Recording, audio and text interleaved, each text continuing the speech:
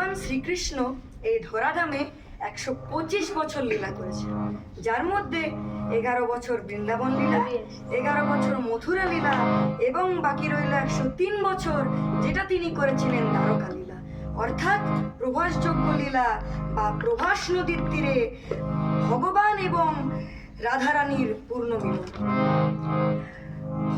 রাধারানীর পূর্ণ মিলন।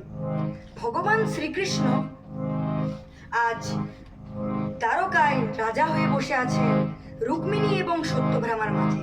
ভাবটি কেমন?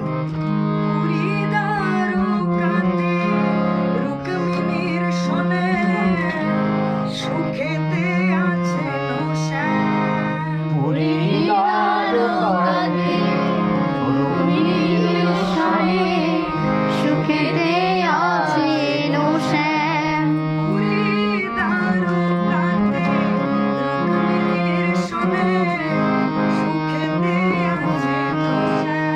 পুরী দ্বারকাতে রুক্মিণীর শোনে, সুখেতে আছেন শ্যাম। আমার মাধুর্য ভুলে ঐশ্বর্য নিয়ে, আমার মাধুর্য ভুলে ঐশ্বর্য নিয়ে, সুখেতে আছেন শ্যাম।